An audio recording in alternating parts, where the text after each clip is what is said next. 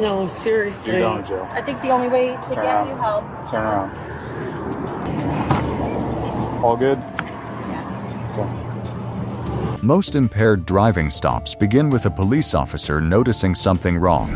This one began with a stranger, an ordinary person, going about their evening in Palm Coast, Florida, who saw a car stopped where no car should be dead in the middle of an intersection, and did the decent thing. They stopped to help. And, in stopping to help, that Good Samaritan walked straight into the opening moments of a Dewey investigation. Because the driver behind the wheel was not simply broken down. She couldn't get the car out of gear. She couldn't say where she was. And before the night was over, she would give the deputies who arrived not one name, but two.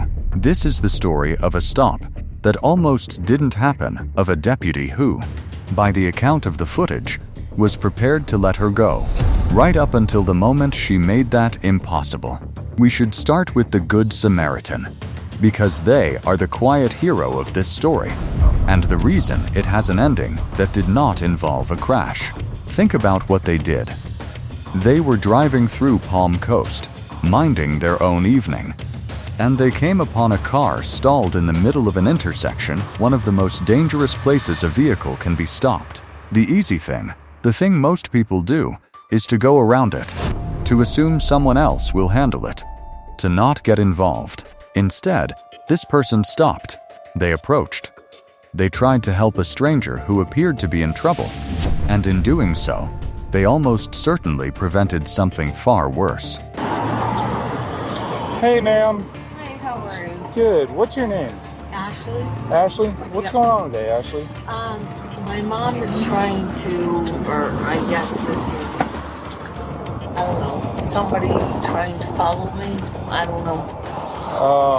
That is not your mom, and it's not someone trying to follow you. Do you have any idea where you're at right now? Yeah. Where are you at? I'm at Palm Coast. I'm at Palm Coast up near where my dog lives. Where your dog lives? Yep. Where were you coming from? Are you diabetic? No, Okay. Where were you coming from? I was coming from my house. Okay. Do you happen to have a driver's license with you? Follow. Follow. That's football. Should follow the one last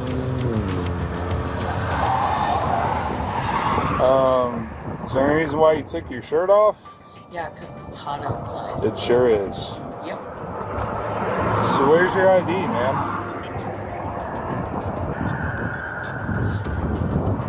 I don't know. I'm having a very hard time. Okay, what's going on? I'm having a hard time right now.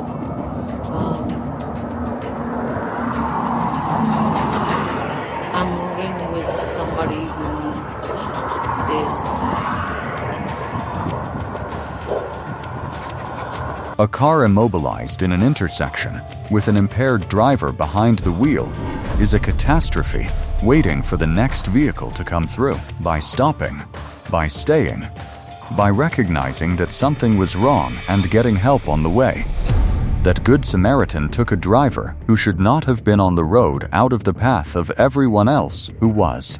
We talk a great deal on this channel about the people who cause these dangers. We should talk more about the ones who quietly diffuse them. This stop began with one of them. By the time deputies arrived, the picture was already forming, not through dramatic behavior, but through a series of small, quiet wrongnesses that, stacked together, told the whole story. She couldn't get the car out of gear, a simple, mechanical thing, something every licensed driver does without thinking, and she couldn't manage it. That alone is a flag. The body knows how to operate a familiar machine on autopilot. When that autopilot fails, it often means the mind running it is impaired. And then there was the larger, stranger sign. She couldn't say where she was. Not lost in the sense of needing directions, unable to place herself in the world. I was just turning this on to get your dog some cold air. It didn't mean you could go into it. So, again, which one of your parents would you like me to call to talk to? My mother. What's her phone number? Maggie. What's her phone number? 954. I have to check her phone number. No. Oh, I'm sorry. Do you need it from your phone? Yeah, Where's your phone located? in my phone. Your phone is located in your phone. My phone is located in my car. Where specifically? Inside the car. Okay, my partner is going to go get it for you. Okay. It's on the passenger seat? Yes.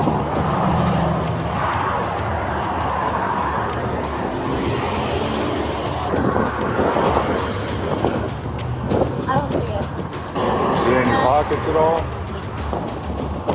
I mean, I patted her down for weapons. I don't remember anything in there. If it's not in your pockets, don't worry. Can you just keep your chest area covered, please? Do you know your phone number? Yeah, mine. Yes. 754. So here's where we stand. I would like to try to get a hold of your parents. And yes. Huh? What were you saying? What I'd like to do is try to get a hold of your parents. I think you're obviously having a really bad day. Yeah, you committed a crime, but I think you need more help than going to jail. A bad deal. I hear you.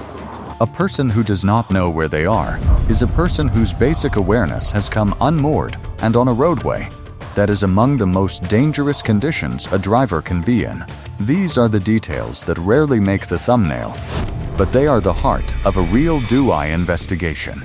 Not the shouting, not the spectacle, the quiet failures of ordinary function. The gear she couldn't find, the location she couldn't name. Each one a small crack, and through them, the deputies could see exactly what kind of night this was. But the clearest sign was still coming. And it was the one that took the decision out of everyone's hands. There is one thing a sober person, however nervous, however confused, almost never gets wrong: their own name. It is the most practiced piece of information a human being carries. And in this stop, it became the detail that decided everything. Because at one point, by the account of the footage, she gave the deputies 2 different names. Not a mispronunciation, not a maiden name and a married name offered together. 2 different identities, where there should only ever be one.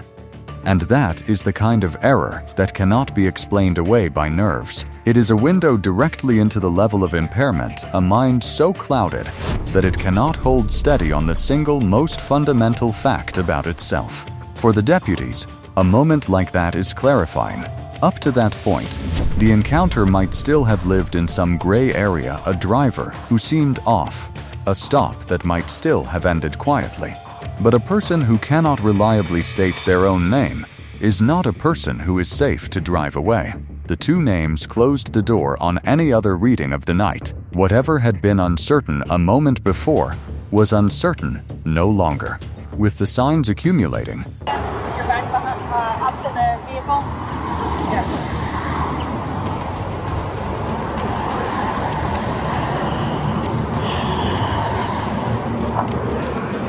211, what's on for?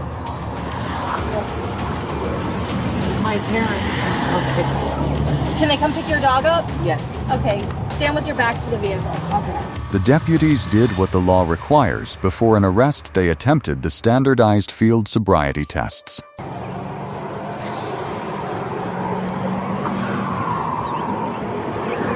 You see the tip of my pen? Yeah. Can you touch it with your finger like this? Yeah. Just your finger? Stop, just your finger. Why do you keep doing that? I don't. Touch it with your finger like this. The structured, validated tasks designed to measure, objectively, whether a person is impaired. By the account of the footage, those attempts quickly went nowhere, and that, in its own way, is an answer. The field sobriety tests are built so that a sober person can complete them, and an impaired person cannot keep up. Okay, thank you. So you can see the top of the pen right here. Yep. Right? Yep. Do you wear glasses? I do. Do you have them? Yeah. Are you wearing contacts? No. Do you need your glasses? No. They're in my car. You do not need your glasses. Well, they're in my car. Would you like your glasses? No, not really. Okay. All right, so stare at the tip of my pen right here. Okay. Okay. And with your eyes and your eyes only. When the attempts collapse almost before they begin, when a driver cannot follow the instructions, cannot hold the positions, cannot perform the basic tasks, the test has done its job. It has confirmed, in a structured and defensible way, what the small signs already suggested. The tests did not fail. They worked exactly as designed. You're going to follow the tip of the pen.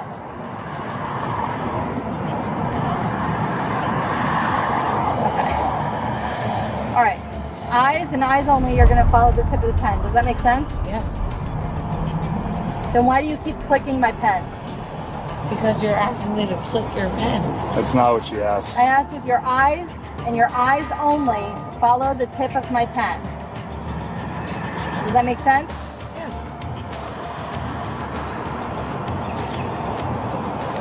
All right, that's the third time. That's Okay. enough. Can you follow the tip of my pen? Yeah.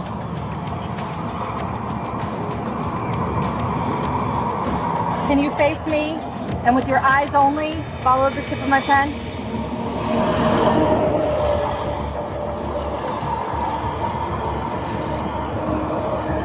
Follow the tip of my pen.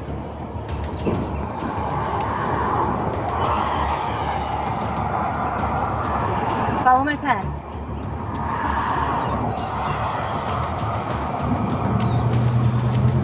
Don't move your head. Okay. Here. That's Follow the tip of my pen. You're not looking at it. I know, All right, it's because okay. I am not. They simply produced the answer no one wanted, that this driver was in no condition to be behind the wheel, and there was by then physical evidence to match the behavior, because somewhere in that vehicle, deputies reported finding the small liquor bottles, the little single-serving bottles that turn up so often in these stops.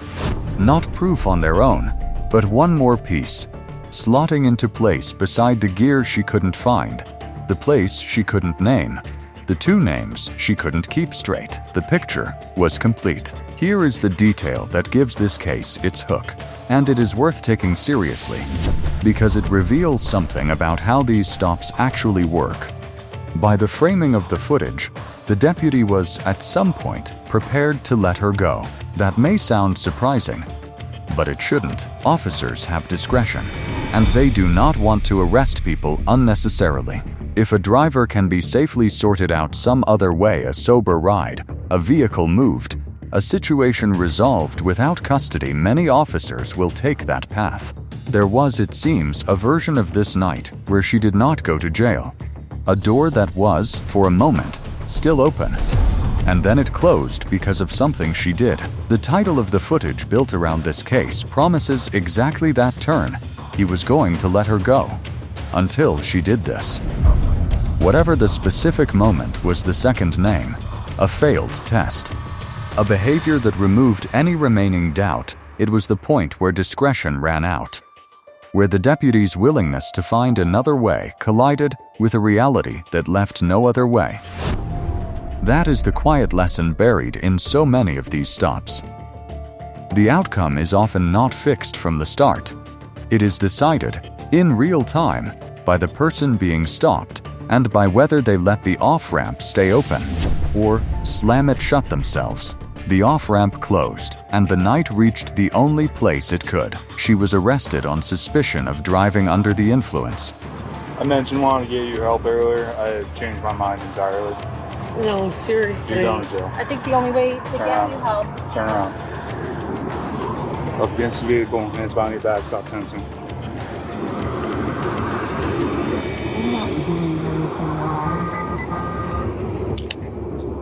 Yep.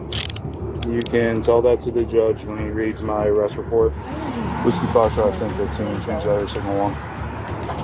Okay. This is the best place to get it. We're going Go this ahead. way.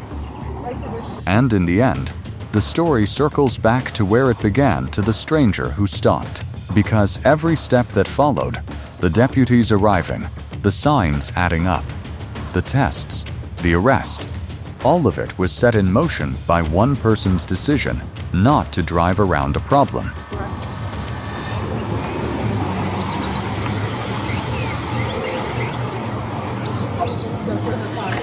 Yep. Do what you gotta do. I'm gonna get my coach cam on.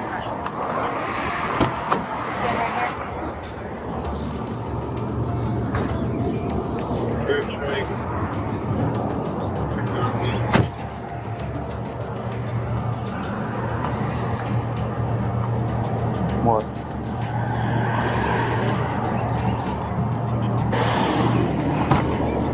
All good? Okay. Watch your head.